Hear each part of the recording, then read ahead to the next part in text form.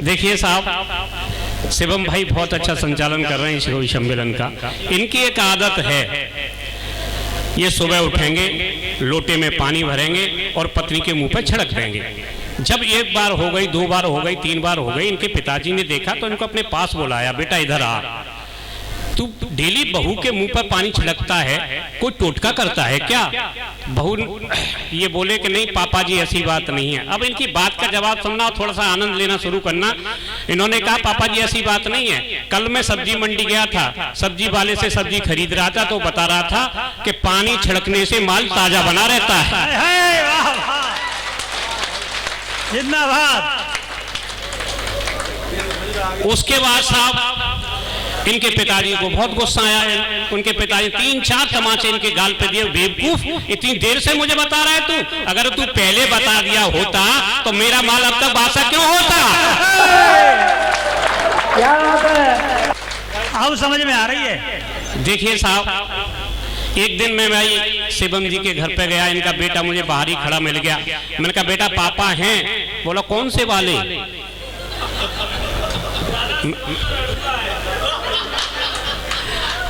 मैंने कहा बेटा कितने पापा हैं?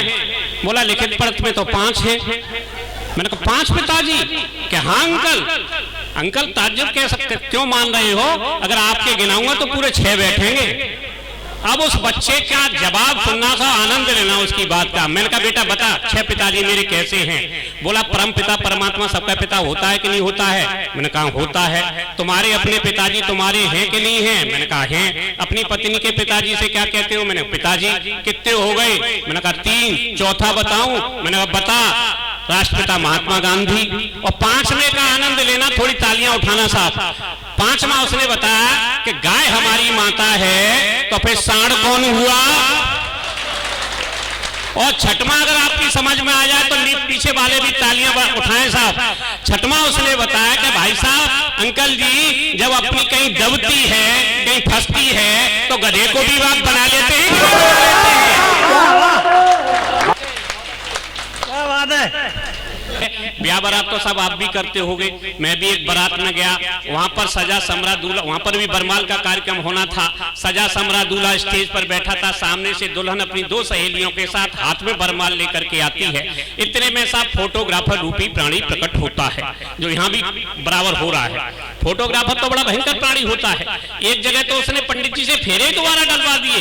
बोला पंडित जी फेरे दोबारा डलवा। पंडित जी बोला तुम्हारा दिमाग तो ठीक है, फेरे कोई 2 बार पड़ते, मन डलवा में तो फोटो खींचा ही नहीं।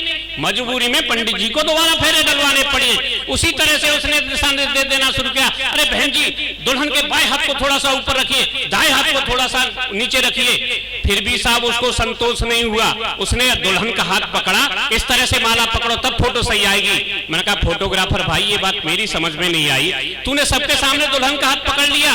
फोटोग्राफर ने पहले तो मुझे घूरा, फिर बोला भाई साहब फोटो आपको खींचनी है कि मुझे खींचनी है? मैंने कहा यार फोटो तो तुझे खींचनी है। कि तो आप चुप रहे, मैं अपने हिसाब से दुल्हन को एडजस्ट करूंगा। मैंने कहा जब दुल्हन को एडजस्ट कर लेगा, मैंने कहा जब दुल्हन को तू ही एडजस्ट कर लेगा तो ये दूल्हा क्या करेगा? देखिए साहब, जब मैं जवान था तो मैं भी साहब खूबसूरत था। खूबसूरत तो खैर आज भी हूं, लेकिन समय के अनुसार थोड़ी पैकिंग खराब हो गई है। जब हम जवान हुआ करते थे तमाम तरह का सौंदर्य हमारे आगे पीछे घूमता था। कुछ सौंदर्य ऐसा हुआ करता था जिसके आगे पीछे हमें घूमना पड़ता था। उस समय की जो स्थितियां थी आज परिस्थितियां बन गई हैं। आज स्थिति क्या है हम लोगों के सामने? 4 पंक्तियां पढ़ता हूं, सुनेगा।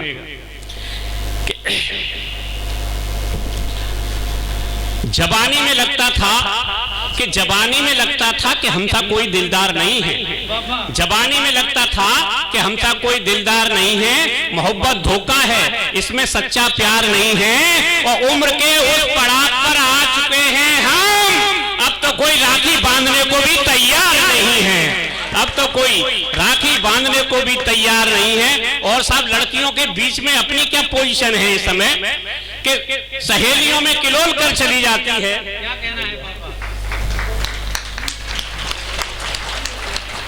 सहेलियों में किलोल कर चली जाती है, दोस्तों में रस घोल कर चली जाती है, और हम पीछे मुड़कर भी देख ले तो चाचा जी नमस्ते बोलकर चली जाती है। देखिए साहब, शिवम भाई ने वैलेंटाइन डे के दिन मेरे पास फोन किया, भाई साहब वैलेंटाइन डे मनाया। मैंने इनकी बात का जवाब दिया साहब, और जवाब आपको पसंद आए तो आप यहां से लेकर वहां तक साहब मेरा तालियां उठा करके स्वागत करना, सम्मान करना। मैंने इनको जवाब दिया कि ढलती उम्र में माँ भी अपनी नजर नहीं उतारती। क्या कहना है? ढलती उम्र में माँ भी अपनी नजर नहीं उतारती, हमें देखकर तो कोई जुल्फे तक नहीं संवारती। और वैलेंटाइन डे क्या खाक मना ले हम, अब तो कोई फूल को फेंक कर भी नहीं मारती। वैलेंटाइन डे क्या खाक मना ले हम, अब तो कोई फूल को भी फेंक कर नहीं मारती। और साहब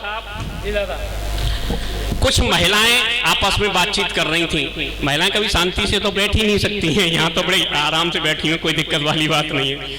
महिलाएं कभी शांति से नहीं बैठ सकती, वो बातें जरूर करेंगे। कुछ महिलाएं आपस में बातचीत कर रही थी। एक महिला दूसरी से कह रही थी फिल्मों का हमारे जीवन पर बड़ा गहरा असर पड़ता है। दूसरी बोली बहन बिल्कुल सच, पिछले दिनों मेरी बहू बेटा फिल्म देख करके आई तो उसके बेटा पैदा हुआ। दूसरी बोली बहन बिल्कुल मैं समर्थन करती हूँ, पिछले दिनों मेरी बहू भी जुड़वा फिल्म देख करके आई तो उसको जुड़वा बच्चे पैदा हुए। तीसरी बोली बहन मैं भी बिल्कुल तुम्हारी बात का समर्थन करती हूँ, मेरी बहू भी पिछले दिनों त्रिदेव फिल्म देख करके आई तो उसके एक साथ 3 बच्चे हुए। यह सुनते ही चौथी बेहोश हो गई। बड़ी मुश्किल से उसको होश में लाया गया, उससे पूछा बहन क्या हुआ, उसका जवाब सुनना साहब, और आपको आनंद आया तो आप तालियां उठाना।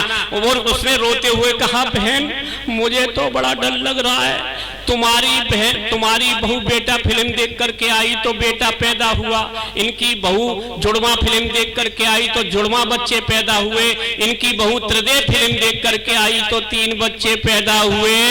मेरी बहू तो कल ही अली बाबा 40 चोर देख करके आई है। मैं कोई यहाँ पर आपके सामने ज्ञान ध्यान की बात नहीं करूंगा, क्योंकि ज्ञान ध्यान की बात करने के लिए हमारे बाबा ही बहुत हैं। एक टीवी चैनल पर 4 बाबा चिपके हुए हैं, वो सुबह से लेकर शाम तक केवल ज्ञान की बात करते हैं। एक बाबा है निर्मल बाबा, वो कृपा बरसाने का काम करते हैं। अभी कुछ समय पूर्व पाकिस्तान के पूर्व प्रधानमंत्री इमरान खान के खिलाफ अविश्वास प्रस्ताव आ गया, उसने निर्मल बाबा को फोन किया। और देखिए साहब, सारी देशभक्ति की सारी ठेकेदारी, सारे टेंडर इन कवियों ने नहीं ले रखे हैं, हमारे बाबाओं में भी देशभक्ति है। आपको लगे कि हाँ निर्मल बाबा में भी देशभक्ति है तो निर्मल बाबा के सम्मान में आप ताली बजाएं। इमरान खान ने फोन किया कि बाबा मेरे खिलाफ अविश्वास प्रस्ताव आ गया है, मेरी सरकार जा सकती है। तो निर्मल बाबा ने कहा कि ये बता तूने कभी हिंदुस्तान के तिरंगे झंडे को हाथ में लिया है? कि बाबा नहीं लिया। कभी तिरंगे को इस्लामाबाद पर फहराया है? कि बाबा नहीं फहराया, कि बस कृपा यहीं रुकी हुई है।